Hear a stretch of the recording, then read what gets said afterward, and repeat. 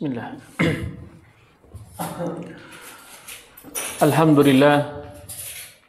Nahmaduhu wa nasta'inuhu wa nastaghfiruh wa na'udzu billahi min syururi anfusina wa min sayyiati a'malina. May yahdihillahu fala mudilla lahu wa may yudlilhu fala hadiyalah. Asyhadu an la ilaha illallah wa asyhadu anna Muhammadan 'abduhu wa rasuluh alladzi la nabiyya wa la rasula ba'dah, amma ba'd. Allahumma inna nas'aluka ilman nafi'an wa rizqan thayyiban wa amalan mutaqabbalan. Rabbi zidni ilman warzuqni fahman. Alhamdulillah, puji serta syukur milik Allah Subhanahu wa taala atas nikmat yang Allah berikan kepada kita.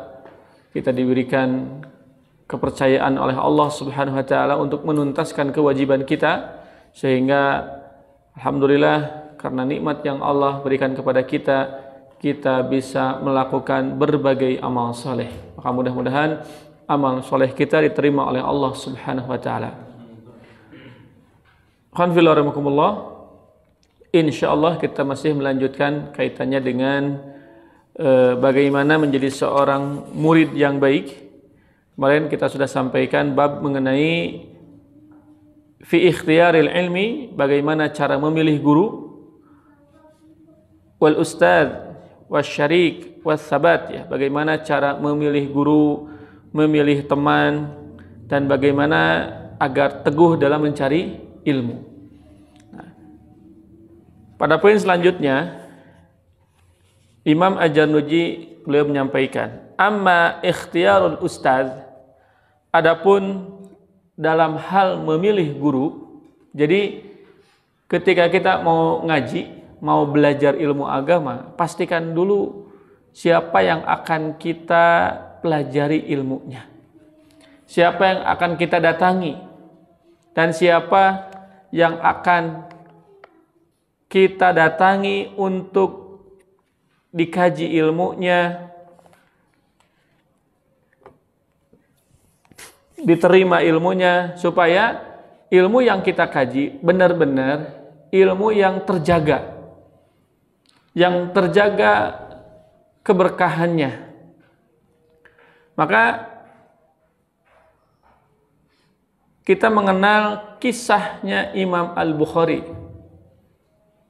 saat beliau pergi ke sana kemari dalam rangka untuk mencari hadis Nabi SAW. Kisah yang populer ketika beliau datang untuk belajar ke seorang guru. Namun ternyata ketika dilihat gurunya sedang memberikan makan terhadap kambing atau hewan peliharaannya, ya, diberikan, pas begitu mau dimakan ditarik. Nah, ketika melihat apa yang dilakukan oleh calon gurunya, maka Imam Al-Bukhari mengurungkan niat untuk belajar kepadanya. Jadi standarisasi kelayakan untuk dijadikan guru oleh Imam Al-Bukhari itu sangat apik, sehingga seorang guru yang seolah-olah ya mempermainkan binatang ternak saja, itu tidak masuk dalam kategori Imam Al-Bukhari. Kenapa? Berarti ini guru nggak baik nih, ini guru nggak benar, ini guru nggak bijak, ini guru yang tidak takwa. Kenapa? Sebab ke binatang saja ia berani mempermainkan makanan, walaupun mungkin hanya bercanda. Kenapa? Karena yang ingin dicari oleh Imam Al-Bukhari adalah guru yang bukan hanya memiliki ilmu, tapi yang paling pokok, yang paling penting adalah menjaga keberkahan, menjaga kemurnian ilmu yang dikaji, yang dimilikinya. Fayan bagi ayyahtarul a'lam wa awra wal asan. Ya. Maka sebaiknya kita dalam memilih guru itu adalah satu yang a'lam, seorang guru yang paling alim. Artinya seorang guru yang memiliki banyak ilmu. seorang guru yang memiliki banyak pengetahuan, tentu dibarengi dengan adab dan akhlaknya. Wal aura, dan seorang guru yang wara, yang apik dalam makanannya, sehingga yang ia makan yang halalan thayyiban. Adapun yang syubhat, yang makruh, atau yang sekedar nggak apa-apa, mubah, dihindari. Yang hanya dilakukannya yaitu cuman yang betul-betul halal dan thayyib. Kenapa? Karena makanan itu akan mempengaruhi semangat kita dalam beribadah. Bahkan makanan itu akan mempengaruhi ketaatan. Sehingga ketika kita tidak apik, ya, tidak hati-hati dalam memasukkan makanan ke dalam mulut kita, maka akan berpengaruh terhadap banyak hal. Maka bisa jadi ya, kita tidak semangat dalam mengkaji, kita tidak semangat dalam menghadiri majelis ulama atau majelis ilmu, kita tidak semangat dalam mengamalkan ilmu karena ada makanan-makanan yang masuk ke dalam diri kita sehingga menjadi daging, akhirnya menghalangi kita untuk melakukan ketaatan kepada Allah Subhanahu wa taala. Sehingga bawaannya malas,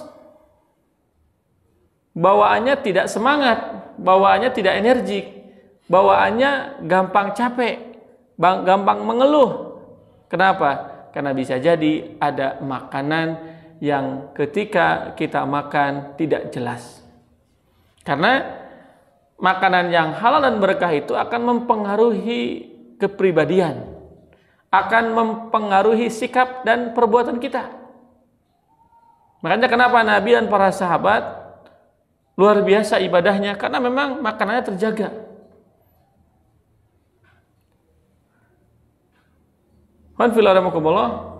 Kita mengenal tentang kisah, ya, tapi kita nggak tahu persis ini siapa yang mengalaminya. Menurut sebagian ini adalah kisahnya Ibrahim bin Adham. Ketika beliau kemudian mau mencari ilmu, menyusuri sungai, tiba-tiba lapar, menemukan di sungai itu ada sebuah apel. Kemudian dia cari, dia makan. Ketika satu gigitan, baru dia sadar bahwa apel ini bukan miliknya. Apel ini bukan kepunyaannya, karena dia tidak nanam dan tidak merasa membeli, karena memang itu apel ditemukan di sungai. Akhirnya dalam rangka untuk menghalalkan satu gigitan apel, ia kemudian mencari informasi, menelusuri. Ini kan apel yang jatuh, terbawa, terhanyut oleh air, maka pasti ada pohonnya. Maka dicarilah. Sampai kemudian didapat bahwa apel ini milik Bapak Fulan. Akhirnya ya, dia datang kemudian menyampaikan, "Bapak hapunten pisan, abdi ka dieu teh aya maksad naon? Manawi ari ieu teh laras apal nu Bapak muhun.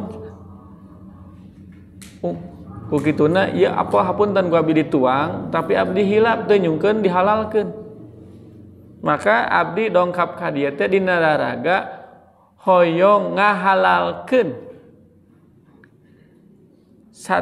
sagegel kurma, sagegel naon apel nu kusim kuring dituang. Sok sieun teu berkah, sok sieun jadi barang nu haram." Ya, ceritanya akhirnya kata si bapak ini, "Aduh, punten rupina mah moal tiasa ya." Dihalalkan tapi dengan syarat. Dengan syarat kamu harus menikah dengan anakku yang harus kamu terima dengan kenyataan bahwa anakku tidak bisa melihat, ya, tidak bisa mendengar, tidak punya tangan dan kaki. Buleut jika nanti, jika Doraemon non, ya walau-walaunya. gitu. Ya yang terbayang dan terfikir oleh kita mungkin iya, memang nggak punya mata, nggak punya telinga, nggak punya tangan, nggak punya kaki.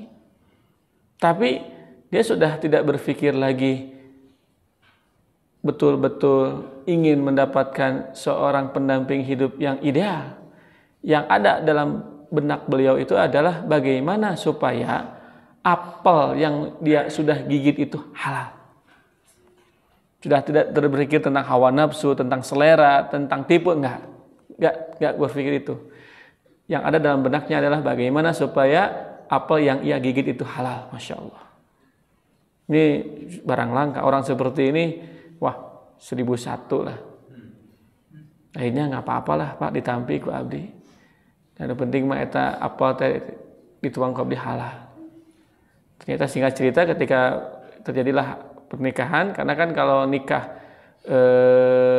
wali mah enaknya gadis karena pakai wali, jadi kita nggak usah tahu jenisnya, yang penting akadnya adalah dengan wali.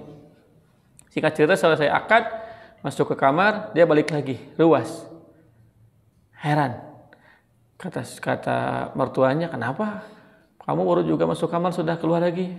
Pak Haji, begitu bukan istri saya.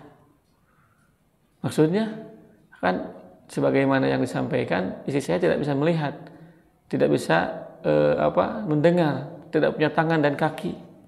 Akhirnya bapaknya tersenyum, hehe. Ya itu istri antum. Maksudnya itu istri antum. Serius? Iya, istri antum. Bahwa anak saya tidak bisa melihat, maksudnya bahwa anak saya terjaga pandangannya. Kita didik dengan baik sehingga pandangannya terjaga, tidak sembarang ia lihat. Dia hanya buta terhadap sesuatu yang diharamkan, tapi ia melihat terhadap sesuatu yang halal. Anakku tidak bisa mendengar kata-kata kasar, kata-kata jorok, kata-kata yang tidak baik, tapi pendengarannya sangat jelas mendengar kalimat Allah atau kalamullah atau hadis Rasulullah SAW ataupun kalimat-kalimat yang baik. Tidak punya tangan karena anak saya tidak pernah mencuri, tidak pernah zalim kepada orang lain. Tidak punya kaki karena anak saya tidak sering ke sana kemari. Jelas kakinya melangkah kemana. Jelas kakinya hanya melangkah ke tempat-tempat yang baik. Maka itulah anak saya. Makanya dia kaget. Ternyata memang kenyataannya bahwa wanita itu adalah wanita yang solehah, cantik, luar biasa. Nah, kenapa Bapak ini mau menikahkan ia dengan pemuda yang baru ia kenal seketika pada saat itu? Karena melihat bahwa ini pemuda luar biasa, orang hebat nih, hanya karena ingin menghalalkan satu gigitan kurma, gigitan apel, dia mau untuk mencari, menemukan siapa pemiliknya, bahkan mau menerima kenyataan. Ini kan luar biasa, hebat kan? Nah, itu ikhwan fillah rahimakumullah. Jadi itulah kenapa pentingnya kita menjaga kualitas kerinduan kita terhadap sosok seorang guru, agar ilmu yang didapat tidak hanya sebatas pengetahuan tapi berkah. Ini ceritanya bapaknya Imam Ibnu Mubarak. Antum tahu Imam Ibnu Mubarak? Seorang ulama. Di antaranya pengarang kitab Al-Mughni, Imam Ibnu Qudamah, bukan Ibnu Mubarak. Seorang ulama mujahid beliau itu. Terkenal lah di kalangan para ulama. Imam Ibnu Mubarak itu sebagian ada yang mengatakan kisah ayahnya, sebagian yang mengatakan kisah dirinya. Itu pernah diamanahi untuk menjadi pengurus atau untuk ngurus jeruk di sebuah kebun, itu diurus. Singkat cerita, ketika pemiliknya datang, maka kata pemiliknya, "Tuan, Kang, tolong carikan untukku mana jeruk yang manis." Akhirnya dia ambil. Ini Tuan, dikasih. Ternyata hasem. Akhirnya tuannya marah. Kamu ini sudah kerja sekian tahun, tapi tidak bisa membedakan mana jeruk manis, mana jeruk asam. Kata beliau itu, wahai Tuan, maaf sekali. Saya kan diamanahinya cuma menjaga. Saya diamanahi cuma merawat. Maka saya tidak pernah, saya tidak pernah sepanjang saya ngurus dan sepanjang saya merawat kebun ini tidak pernah memakan jeruk karena itu bukan milik saya. Saya hanya diamanahi menjaga dan merawat. Masya Allah. Wah, sudah tidak ada lah. Ada, cuman sedikit. Ya, itu Ikhwan fillah rahimakumullah. Akhirnya lahirlah atau muncullah sosok Imam Ibnu Mubarak, seorang ulama yang terkenal zuhud, terkenal wara, pemberani, ilmunya luas. Kita mengenal kalimat ta'allamtul ilma, aku belajar ilmu cuman 20 tahun, tapi aku belajar adab 30 tahun. Itu perkataan Ibnu Mubarak diantaranya. Bahkan beliau dinasihati oleh oleh ibunya, ta'allamal adab qoblal ilm. Wahai Ibnu Mubarak, sebelum kamu belajar tentang ilmu, belajar dulu tentang adab. Itu ya fillah rahimakumullah. Jadi ilmu yang kemudian kita dapat dari seorang guru, seorang pembimbing, seorang ustadz, seorang ulama yang terjaga halal dan haramnya, insya Allah akan menjadikan ilmu yang kita dapat itu berkah. Wal asan, ya, dan kalau baik, ya kalau ada yang paling baik dalam mencari atau menjadikan seorang guru itu adalah yang sudah agak tua umurnya. Karena biasanya upami nurada sepuh mah sok bijak, karena banyak pengalaman yang didapatinya gitu. Kama ikhtara Abu Hanifah rahmatullahi alaih, sebagaimana Imam Abu Hanifah pernah memilih seorang guru namanya Hammad bin Sulaiman. Hammad bin Sulaiman adalah seorang tabi'in, muridnya para sahabat. Beliau itu sangat luas ilmunya dan seorang ahli fikih. Maka sebagian ilmu yang didapat dari Imam Abu Hanifah itu sumbernya dari Hammad bin Sulaiman. Beliau menyimpulkan untuk belajar kepada Imam Hammad bin Sulaiman itu ba'da ta'ammul wa tafakkur, setelah beliau mempertimbangkan dan merenungkan bahwa saya ini harus belajar kepada seorang ulama bernama Hammad bin Sulaiman. Jadi ngaji itu tong asal rame, nah ya Ustad viral ya Ustad resep imam bodor, oh imam Ustadna ngeunaheun.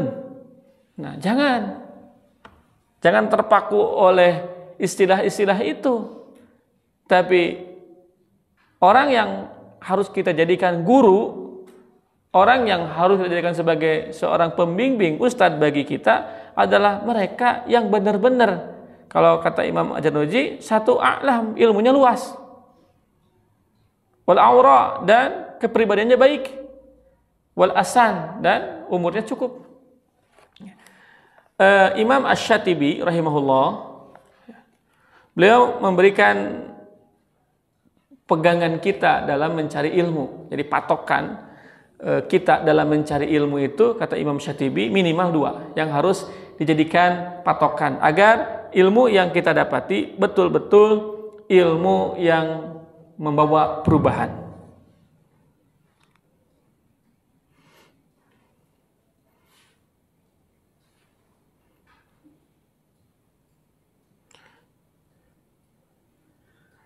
Di dalam kitab Al-Muwafaqat, Imam Ibrahim bin Musa Asy-Syatibi, beliau kemudian mengatakan, min anfa'i turukil ilmil muwassalati ila ghayati tahaqquq bihi, di antara jalan untuk mencari ilmu yang dapat mengantarkan kita sebagai penuntut ilmu ila ghayati tahaqquq bihi, ke perkara yang bisa membuat kita paham dengan sebenarnya, adalah mencari ilmu ke orang yang benar-benar menguasainya. Jadi akhadahu an ahlihi al-mutahaqqiqin. Hendaklah ia mencari ilmu kepada orang yang menguasainya, memahaminya dengan baik. Makanya kalau dulu belajar ilmu itu per bidang. Contoh misalkan kalau kita mau ngaji tentang ilmu fikih ke ustadz siapa, ilmu tauhid ke ustadz siapa, ilmu kedokteran ke ustadz siapa. Jadi dulu begitu. Jadi betul-betul ilmu itu didapat dengan sempurna. Pelajari dulu ilmu fikih, sudah kuasai, sudah habis ilmunya, datang ke ustadz ilmu akidah, ilmu tauhid, begitu. Makanya ulama-ulama dulu betul-betul ulama yang menguasai berbagai bidang disiplin ilmu. Kalau kita kan kadang ke ini sebagian, nggak tuntas lah. Ya makanya kalau belajar itu jangan mencelak-mencelek. Ya, jangan beringkah itu, beringkah dia. Ya, kecuali hanya kalau sebatas hanya untuk mendapatkan wawasan keilmuan saja. Ya. Sebatas untuk mendapatkan ilmu itu boleh kepada siapapun. Tapi kalau betul-betul ingin belajar, maka datanglah kepada orang yang tepat, mereka yang menguasai pada bidangnya. Maka antum butuhnya ilmu apa? Jangan sampai butuhnya ilmu tentang bala-bala, datangnya ke tukang es krim, nyambung tidak? Tidak. Kalau kita butuh ilmu yang bisa merubah sikap, merubah perilaku, merubah akhlak, ya berarti datang ke guru adab. Kalau kita hanya sebatas ingin tahu tentang dalil-dalil tentang ibadah yang benar, bagaimana dalil tentang sholat, ya berarti datangi kajian fikih. Begitu. Jadi jangan sampai kemudian ya hanya karena kita gemar mendatangi majelis ilmu, kita datang ke sini, datang ke sana, ya. Akhirnya ilmunya hanya sepotong-sepotong. Begitu ikhwan fillah rahimakumullah. Makanya kata Imam Asy-Syatibi, ya akhdahu, ya. Sebaiknya kita mengambil ilmu itu min ahlihil mutahaqqiqin, yaitu kepada mereka yang ahli di bidangnya. Alal kamal wat tamam, dan menguasai dengan sempurna. Supaya apa? Supaya ilmu yang kita dapatkan betul-betul tuntas, betul-betul sempurna, tidak ngambang atau tidak sebagian. Maka secara prinsip berarti apa yang disampaikan oleh Imam Asy-Syatibi menunjukkan bahwa kriteria atau patokan kita dalam mencari ilmu itu adalah satu, bahwa guru yang harus kita kaji ilmunya adalah guru yang mengamalkan apa yang ia telah pelajari, apa yang ia miliki. Jadi cari guru yang antara apa yang ia sampaikan dengan amal perbuatannya sama. Itu yang pertama. Yang kedua, guru yang punya basic, pernah belajar kepada ulama yang ahli di bidangnya. Artinya dulu pernah masantren, dulu pernah mulazamah, belajar langsung kepada seorang syekh. Nah, itu. Nah, inilah pentingnya menjaga ilmu yang guru yang akan kita kaji itu memiliki dasar bahwa ia pernah belajar di guru A, guru B, guru C, sehingga ilmu itu terjaga. Nah, ini sebagaimana yang disampaikan oleh Imam Ibnu Mubarak, kata beliau, al-isnadu minad-din, bahwa sanad itu adalah bagian daripada agama. Maksudnya apa? Belajar dari guru yang memiliki guru, yang memiliki guru, yang memiliki guru sampai kepada Nabi sallallahu alaihi wasallam, itu bagian daripada agama. Walau lal isnad laqala man syaa ma syaa. Seandainya agama itu tidak didapat dari guru ke guru ke guru ke guru, maka nanti akan bermunculan orang yang berbicara sekehendaknya. Tapi kalau dari gurunya jelas bahwa ilmu yang disampaikan oleh Rasul itu terjaga dengan baik. Sehingga ilmu yang sampai kepada itu betul-betul ilmu yang kita bisa pertanggungjawabkan sampai kepada sumbernya. Tapi kalau kita belajar ke orang yang nggak jelas, nggak pernah misalkan dia belajar ke seorang ustadz, ke seorang ulama, atau nggak tahu dia kapan belajarnya, maka tidak bisa dijadikan sebagai guru. Kalau untuk didengar, didapati ilmunya, ya bisa. Tapi kalau untuk dijadikan sebuah guru, perlu guru yang betul-betul memahami dengan baik ilmunya, mengamalkannya, dan punya guru yang kemudian guru itu bisa dipastikan memiliki guru sehingga terjaga keilmuannya. Begitu. Dewan filarahimakumullah. Maka Imam Muhammad bin Sirin beliau mengatakan inna hadzal ilma, sesungguhnya ilmu yang kita kaji itu dinun adalah sumber agama. Fangzuru amman ta'khuduna dinakum, oleh karena itu antum ambil agama antum itu kepada orang yang tepat. Karena ilmu ini adalah sumbernya agama, maka cari orang yang betul-betul menguasai sumber agama ini supaya kita tidak salah dalam beragama. Sehingga kita tidak salah dalam menjalankan kehidupan. Sebab kalau salah menjalankan kehidupan celaka. Kalau salah dalam beragama binasa. Begitu ya, warahmatullahi. Makanya inilah nasihat yang sangat berharga dari beliau bahwa kita dalam mencari guru, memilih guru harus betul-betul selektif. Sebab nanti akan saling menyalahkan. Ya. Murid akan menyalahkan guru, guru akan menyalahkan murid. Nah, kalau gurunya guru yang baik, tentu dia akan selalu mendoakan muridnya.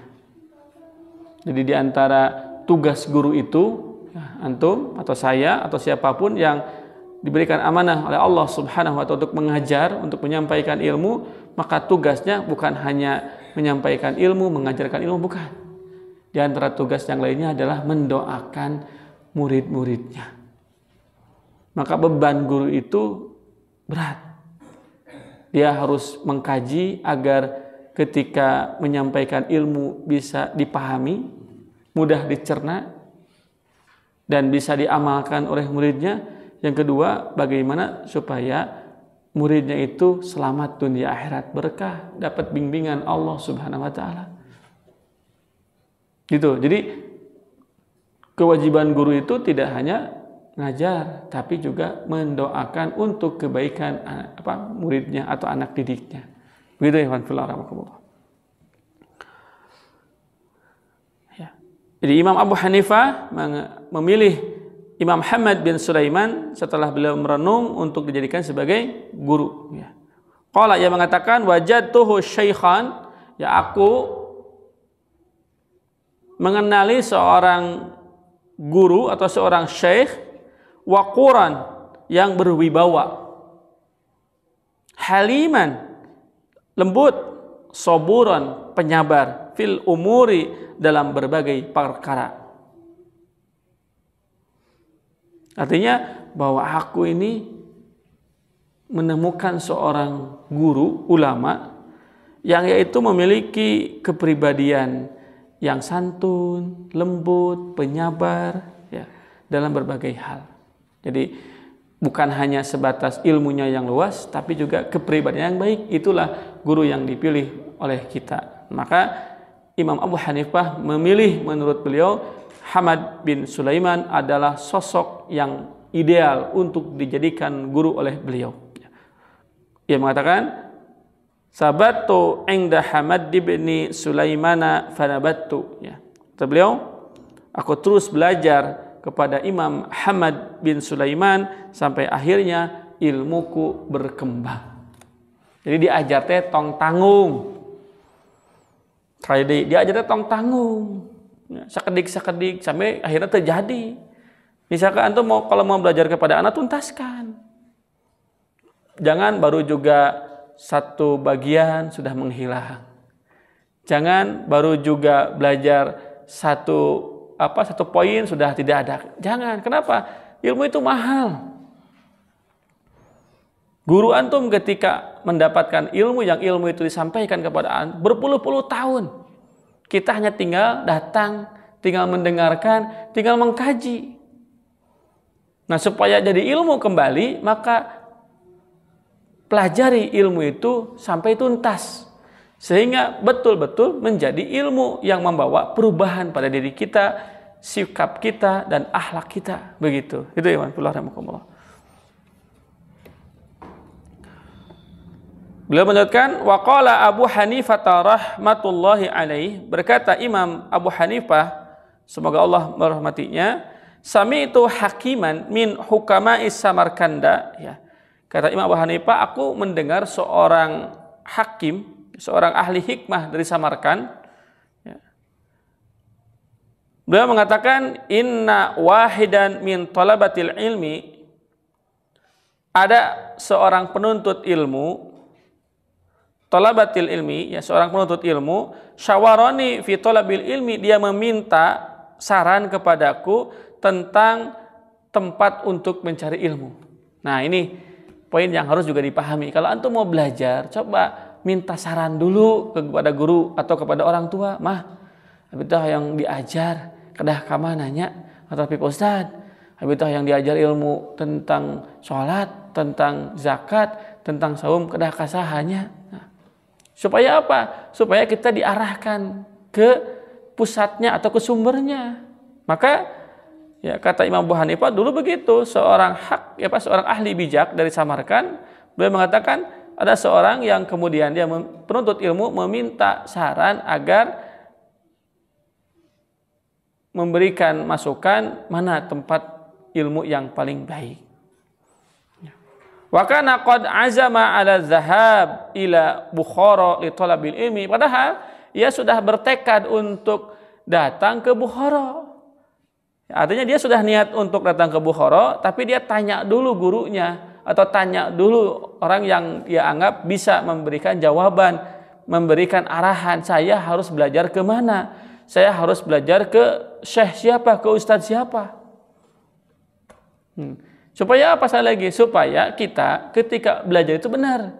Memang mempelajari ilmu yang kita butuhkan, ilmu yang bisa mendatangkan keberkahan, ilmu yang bisa dipahami, mudah dicerna, dan memang ilmu yang sumbernya langsung atau dia memang ahlinya. Tapi kalau kita kamana we ngaji mah, kamana we diajar mah, kamana we guru mah, udah repot nantinya.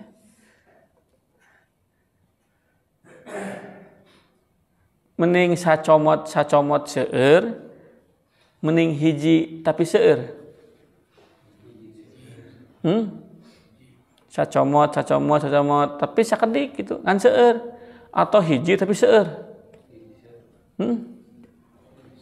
Mending hiji seueur, puguh waregna. Sacomot kan beda-beda rasana. Bisa jadi sacomot ieu asin, sacomot ieu pahit, sacomot ieu amis kan. Nah, aya kitu mah hiji puguh seepkeun we. Nah, gitu. Jadi baiknya gitu dulu. Kita belajar dari satu ustaz, selesai tuntas. Nah, Ustaz, anak mau ngaji lagi ke ustaz siapa ya? Oh, antum datangi ustaz fulan. Datangi ustaz fulan, begitu. Biar apa? Sekali lagi ilmu yang didapat itu sempurna. Begitu. Itu ya manfillah rahmah. Ini nasihat para ulama agar kita jangan sampai menghabiskan waktu dan energi hanya untuk mencari ilmu yang ilmu itu sebetulnya tidak kita butuhkan. Yang ilmu itu sebetulnya tidak yang paling penting, bukan yang urgent, bukan yang fardu ain, tapi fardu kifayah. Tapi dengan kita minta arahan, minta saran dari para guru kita atau dari orang tua kita atau bahkan istri tercinta, maka itu menjadi jalan kebaikan buat kita. Karena memang Allah Subhanahu wa taala pun menyuruh kita untuk mencari atau untuk meminta saran atau bermusyawarah. Nah, dalam Quran ya surat Ali Imran ayat 159. Coba buka. Ya.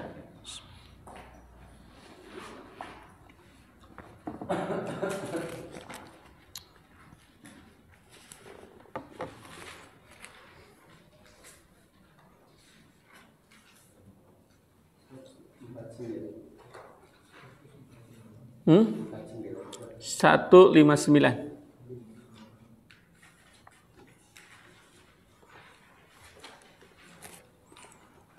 Ada? Oke, a'udzubillahi minasyaitonir rajim. Baca Syekh Handi.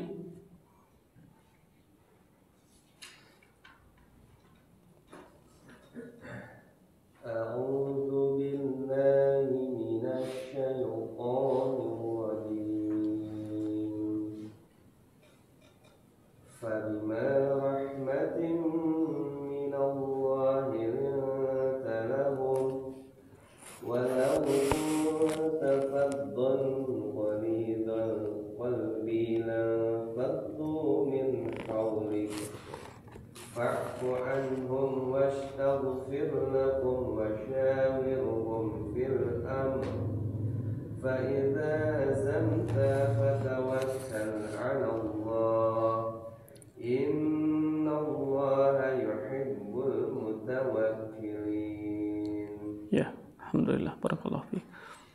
Fa bima rahmatin minallah linta lahum.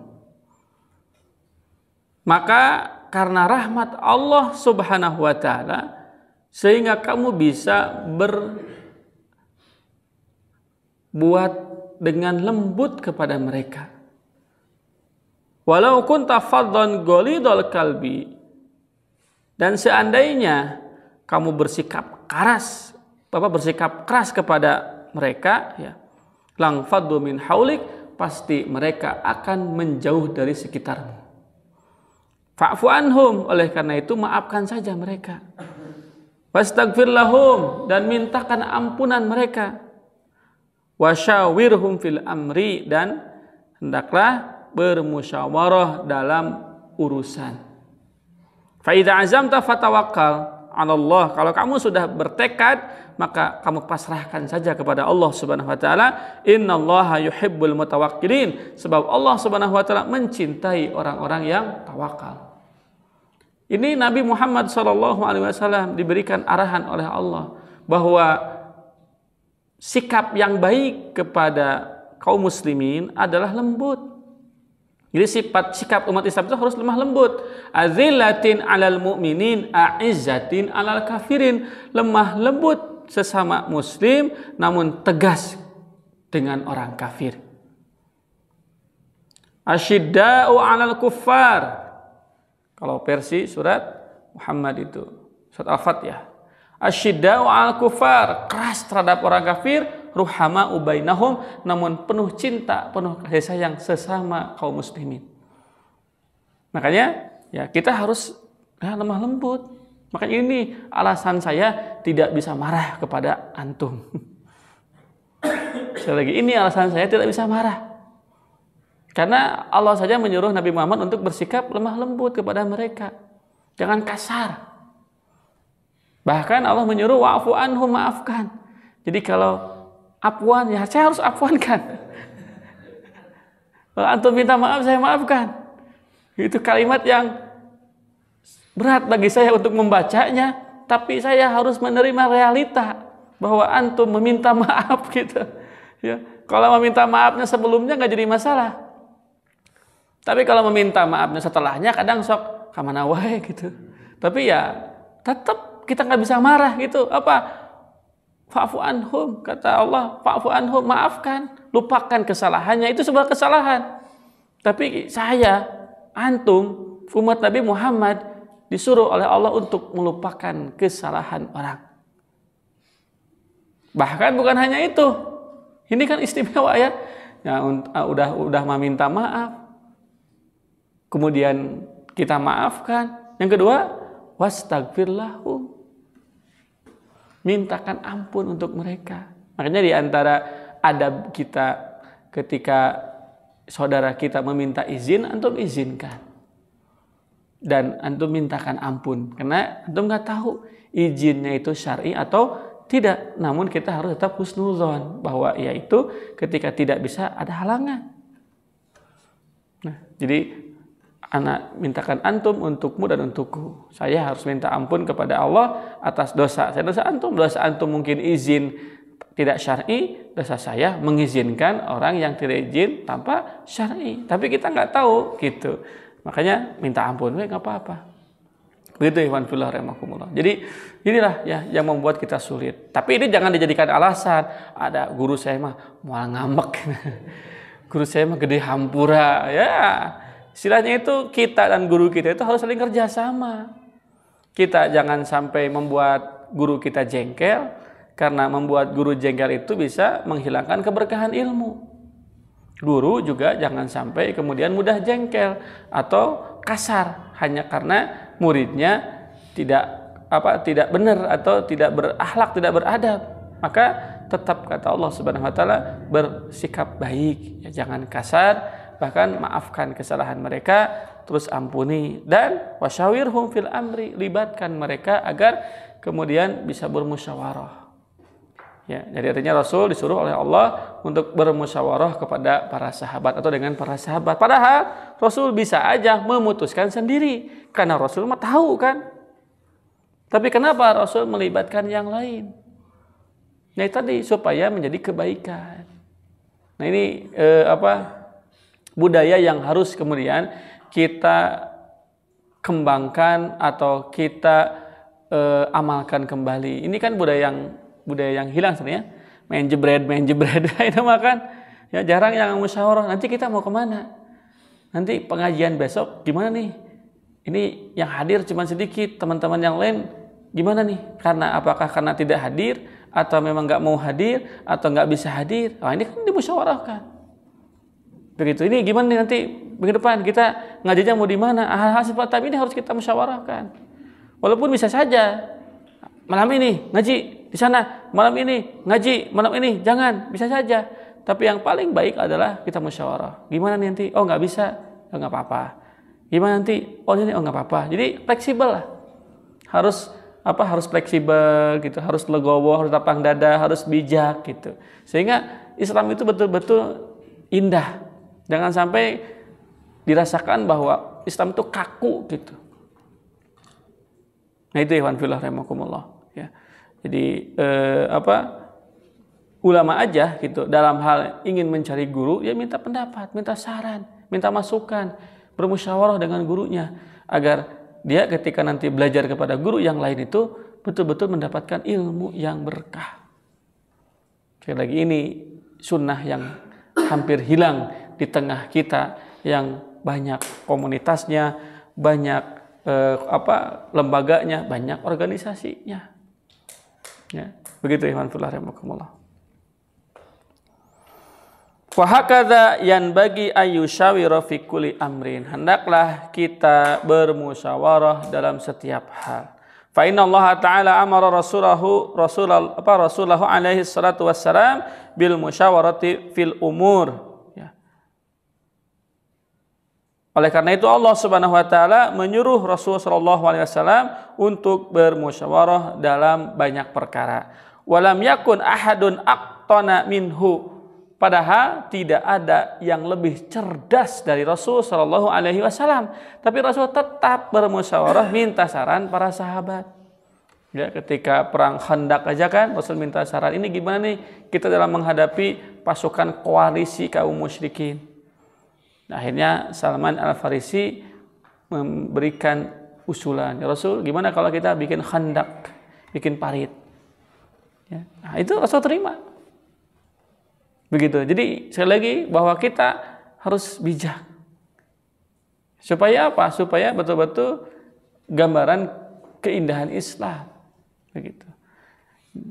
Kenapa? Karena kita nggak tahu mana yang benar, mana yang salah. Tapi dengan adanya bimbingan guru, adanya musyawarah, sehingga kita minta pandangan, minta arahan dari guru kita, setidaknya nanti guru kita akan mengarahkan bahwa kamu itu bakatnya adalah ahli fikih, datangi aja guru fikih. Kamu itu bakatnya ahli dagang, datangi aja seorang pengusaha yang sukses.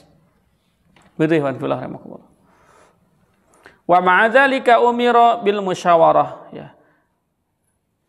Walaupun Rasul SAW orang yang paling cerdas, tapi tetap Rasul disuruh oleh Allah, diperintah oleh Allah untuk bermusyawarah. Wa kana yushawiru ashabahu fi jami'il umur hatta hawaijal bait. Rasulullah SAW selalu bermusyawarah dengan para sahabatnya, bahkan dalam hal-hal terkait dengan kebutuhan rumah tangga. Begitu. Itu ya rahimakumullah. Jadi ya mulai hari ini, mulai malam ini dan seterusnya kita harus bermusyawarah. Maka antum ataupun saya jangan kemudian menutup diri kalau ada yang ngajak musyawarah. Gitu. Suatu saat anda minta masukan tuh, kira-kira kajian kita gimana nih? Nanti yang ngisi bisa nggak ustadz yang lain? Materinya ini, nah itu sampaikan. Begitu. Jadi hal-hal yang sifatnya maslahat untuk kebaikan kita musyawarah. Jadi jangan sampai mun bahasa ini mah one man show teh ya. Ngalira we gitu kayak itu ka dieu, kukulunuan. Ya. Walaupun kita bisa mengerjakannya sendiri, tapi ada baiknya ngajak batur, ngajak orang lain, bahkan melibatkan orang lain. Walaupun kita bisa, kita nyuruh itu bukan kita nggak bisa, karena kita ingin mengajarkan, ingin mengajak orang lain untuk berbagi kebaikan. Gitu ya, alhamdulillah. Maka kalau merasa bahwa apa yang misalkan disampaikan oleh saya itu tidak tepat, tidak antum butuhkan, antum tinggal minta saran. Tad, saya sepanjang belajar dengan antum, kok asa tidak bertambah kepribadian saya, akhlak saya, iman saya. Kira-kira saya nih untuk supaya iman saya bertambah harus kemana ngajinya? Itu nggak apa-apa. Minta pendapat. Biar apa? Biar nanti antum ada keridhaan guru atau keridhaan ustaz. Oh, antum datang kalau antum memang ingin merubah keimanan atau ingin menambah keimanan, antum ngaji itu di Ustaz fulan, masjidnya di sana. Sampaikan salam dari saya. Kan enak nantinya. Tapi kalau antum tanpa sepengetahuan kemudian ngaji ke orang lain, antum kan bisa ngaji itu.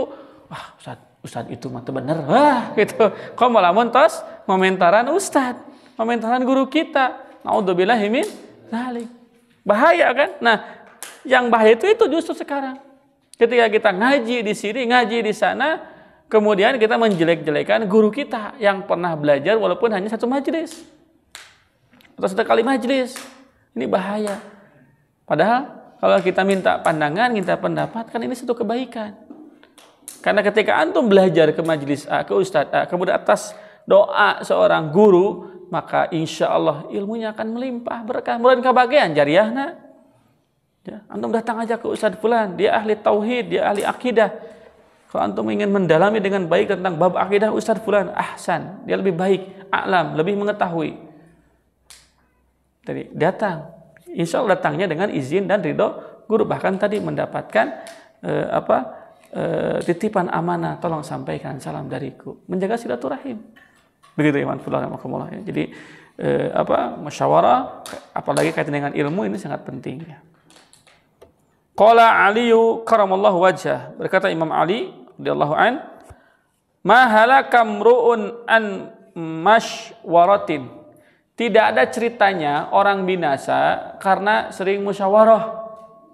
Enggak ada ceritanya orang binasa karena musyawarah, enggak. Justru insya Allah musyawarah itu akan terhindar dari kebinasaan, dari kehancuran. Karena rata-rata hancur itu karena adanya hawa nafsu, ada kepentingan. Tapi dengan musyawarah, kemudian disepakati apa yang harus kita lakukan, apa yang harus kita perbuat, maka insya Allah ini jadi keberkahan.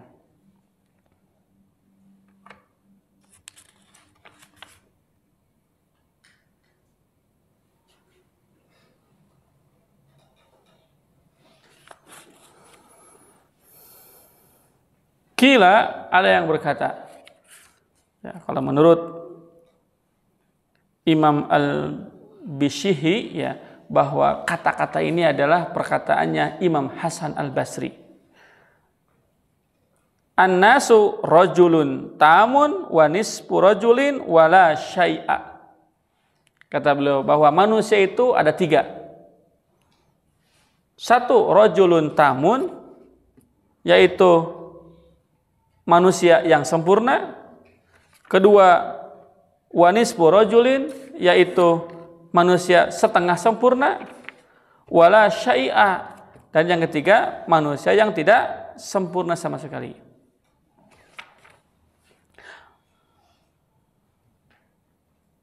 Farrajulu, adapun manusia yang sempurna, man lahu ra'yun sha'ibun wa yushawirul uqala. Manusia yang sempurna adalah mereka yang lahu ra'yun sha'ibun, memiliki pandangan ke depan, wa yushawirul uqala, dan dia meminta pertimbangan kepada mereka yang memiliki akal atau orang-orang berakal. Jadi orang yang visioner, memiliki pandangan ke depan, namun tetap dia meminta pendapat, meminta pandangan orang-orang yang lebih ahli. Ini orang sempurna nih. Jadi henteu soto gitunya, teu pedah dia menguasai, dia punya harapan, punya cita-cita, punya target, punya rencana. Kemudian dia eksekusi sendiri. Nah, ini orang yang nggak sempurna. Justru orang yang sempurna itu ketika dia punya pandangan, punya harapan, punya cita-cita, punya keinginan, dia tetap meminta saran kepada mereka yang ahli. Gitu Kang. Hari kinten-kinten upami kuliah ke Timur Tengah kumaha, padahal dia sudah tahu. Dia memang ingin mencari sekolah yang bisa menambah ilmu dan iman, tapi dia tetap aja minta pandangan. Ustaz, menurut antum saya harus kuliah kemana? Nah, itu sikap baik itu, meminta saran itu, meminta pandangan itu. Kemarin itu ketika ada tawaran belajar panahan itu, ketika ada dibuka kelas itu, ya kita nge-WA dulu, japri dulu, pandangannya gimana menurut Tuan Guru? Jika saya boleh atau guru membolehkan, saya berangkat. Kalau misalkan nggak usah. Kenapa? Karena ingin mendapatkan keberkahan. Buat apa kemudian kita berangkat belajar, tapi di sisi lain guru kita tidak ridho. Begitu. Itu ya rahimahumullah. Itu pentingnya kita bermusyawarah. Ya. Ke istri bilang, gimana kalau istri? Ya nggak apa-apa. Kalau itu kebaikan, bismillah. Insya Allah. Begitu, itu ya rahimahumullah. Jadi insya Allah tidak rugi kalau kita bermusyawarah dalam kebaikan. Bahkan itu menunjukkan kesempurnaan akal kita. Itu ya, tipe manusia yang sempurna akalnya itu dia orang yang punya visi, punya pandangan ke depan, namun tetap dia minta pandangan ke orang-orang yang ahli. Wa nisfu rajuli, adapun orang yang setengah sempurna, ya, setengah sempurna akalnya mungkin ya.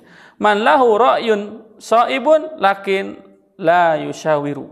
Yaitu orang yang memiliki cita-cita, memiliki visi, memiliki misi, memiliki pandangan ke depan, namun sayang dia tidak mau bermusyawarah dengan yang lain, merasa dia mampu untuk mengerjakannya sendiri. Seolah-olah dia mampu untuk mengeksekusinya sendiri, nggak harus melibatkan orang lain. Kok saya sorangan dia mah.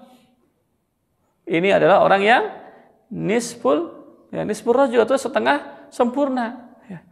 Orangnya punya pandangan, punya cita-cita, punya harapan, tapi sayang dia tidak mau bermusyawarah dengan yang lainnya, dengan yang ahli. Wala syai'a, dan orang yang tidak memiliki kesempurnaan, yaitu man la ra'ya lahu wala yushawiru.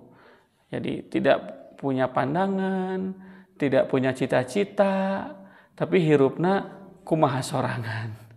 Tapi hidupnya terserah dia sendiri gitu. Jadi dia nggak punya cita-cita, nggak punya harapan, nggak punya visi misi gitu. Tapi nggak mau minta saran ke orang. Entah juga Kang, Rabi kumahanya, abi teh cika jalma nu lieur. Nya jalma nu lieur mah tinggal nuang obat teh ngalah teu lieur. Kata Rabi bobokeun. Ieu mah tidak punya harapan hidup, tidak punya cita-cita hidup, dan tidak mau minta saran kepada orang lain. Mencek bahasa lain mah la yamutu fiha wala yahya. Teu hirup teu maut gitu. Ya. Disebut hirup nyada kitu, teu aya cita-cita, teu aya keinginan, teu aya target. Disebut maut da katingali ku kulunuan. Nah, gitu. Ini la syai'a, orang yang tidak memiliki kesempurnaan ilmu atau kesempurnaan akal, atau manusia yang tidak sempurna, begitu. Naudzubillah. Itu ikhwan fillah rahimakumullah. Itu siapa? Perkataan Imam Hasan Al-Basri. Selanjutnya, wa qala Ja'far As-Shadiq li Sufyan Ats-Tsauri, ya, Imam Ja'far As-Shadiq itu ya termasuk salah seorang tabi'in senior, ya. Termasuk keturunan Nabi Shallallahu Alaihi Wasallam. Berkata kepada Sufyan Ats-Tsauri, ya, seorang ulama pemimpin pada zamannya. Imam Sufyan Ats-Tsauri ini seorang tabi'in, dan beliau itu diberi gelar Amirul Mukminin fil Hadis selain Imam Al-Bukhari, ya. Ya, itu beliau juga di zamannya, ya, itu dikenal dengan sebutan Amirul Mukminin fil Hadis, pemimpin dalam hadis, ya. Banyak hadis yang diriwayatkan oleh beliau, ya. Kata beliau, kata Imam Ja'far As-Shadiq kepada Sufyan Ats-Tsauri, dia mengatakan, syawwir fi amrika alladzina yakhshawnallaha ta'ala. Bermusyawarahlah kamu dalam satu urusan kepada atau bersama orang-orang yang takut kepada Allah Subhanahu wa taala. Jadi minta saranlah, berdiskusilah, bermusyawarahlah kamu dalam perkara-perkara urusan hidup ataupun urusan mati, urusan agama atau urusan dunia kepada orang yang takut kepada Allah Subhanahu wa taala. Sebab kalau orangnya takut kepada Allah, dia akan berhati-hati, tidak akan asal bicara. Maka kemudian beliau mengatakan fatalabul ilmi min a'lal umuri wa as'abiha, bahwa menuntut ilmu merupakan perkara yang paling mulia dan perkara yang paling sulit.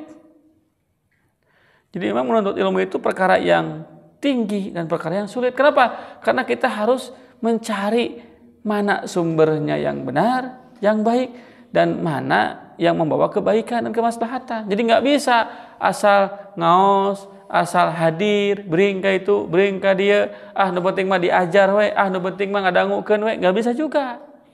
Karena kita ingin agar ilmu yang didapat tidak hanya sebatas didapat melalui pendengaran, tapi bisa merubah pandangan, merubah hati, sehingga betul-betul ilmu itu membawa kebaikan, membawa perubahan. Begitu. Maka fakanatil musyawaratu fihi ahammu wa aujab. Oleh karena itu, karena mencari ilmu itu luhur atau mencari ilmu itu tinggi dan mencari ilmu itu sulit, maka sebaiknya kita meminta pertimbangan dalam hal yang lain, dalam ahammu wa aujab, urusan yang urgent dan urusan yang lebih wajib. Saya itu harus kemana, Tad? Kira-kira saya itu harus ngaji atau saya harus bantu-bantu istri? Antum minta sarannya. Boleh kepada ustadz yang lain, boleh kepada teman yang lain. Saya ini ngaji, tapi istri nggak ridho atau istri nggak dukung. Tinggal kita tanya, emang istri antum nggak dukung apakah karena ngajinya atau karena memang ada haknya yang tidak terpenuhi? Jangan-jangan bukan karena ngajinya, tapi karena ada hak yang tidak terpenuhi. Sebetulnya kalau haknya terpenuhi, dia bukan menghalangi, malah mendukung. Nah, kita minta saran, minta masukan. Jadi hal-hal yang menimpa kita, pribadi kita, urusan ketenangan, urusan pikiran, urusan yang lainnya itu sampaikan. Biasakan diskusi, biasakan minta saran, biasakan minta masukan, biasakan minta pertimbangan. Jangan merasa kita cerdas, kita pintar, kita bisa ini, bisa itu. Eksekusi. Supaya apa? Supaya kita dapat berkahnya. Supaya kita bisa mengamalkan hadis atau mengamalkan ayat Allah Subhanahu wa taala, wasyawirhum fil amri, hendaklah kita bermusyawarah dalam setiap urusan. Begitu ya, fillah rahimakumullah. Ya. Wallahu a'lam bishawab. Oke. Sementara itu, ya, beberapa poin yang disampaikan oleh Imam Adz-Dzarnuji, ya, kepada kita semua sebagai arahan agar kita ketika mencari guru untuk dijadikan sebagai pembimbing hidup itu mereka yang betul-betul ya, orang-orang yang paham, orang yang ngerti, dan orang yang warok ya, orang yang menjaga diri dari kekurangan, serta orang yang usianya sudah lanjut usia dibandingkan dengan kita. Begitu. Kenapa? Karena supaya lagi betul-betul kita mendapatkan ilmu, memang ilmu yang kita butuhkan, ilmu yang sangat bermanfaat untuk kehidupan kita, baik dunia ataupun akhirat. Wallahu a'lam bishawab. Insyaallah nanti kita lanjutkan lagi di poin selanjutnya, masih tentang bagaimana cara memilih guru yang baik. Sekali lagi, kalau merujuk kepada perkataan Imam Asy-Syatibi, maka yang menjadi patokan untuk dijadikan guru itu satu apa tadi? Apa kata Imam Asy-Syatibi? Orang yang dia itu punya ilmu, ahli ilmu, dan mengamalkan ilmunya. Yang kedua,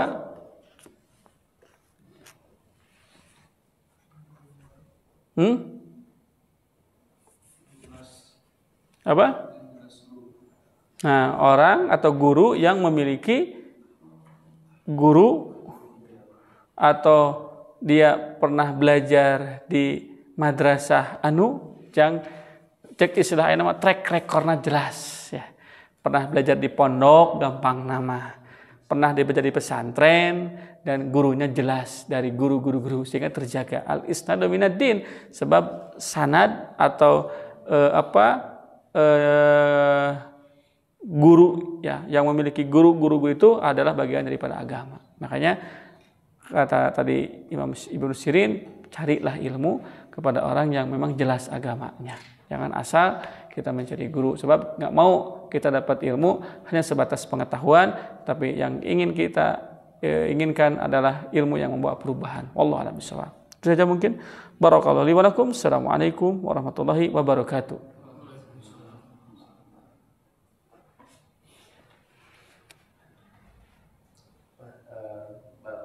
Jazakallah kepada Ustaz yang telah menyampaikan beberapa poin tentang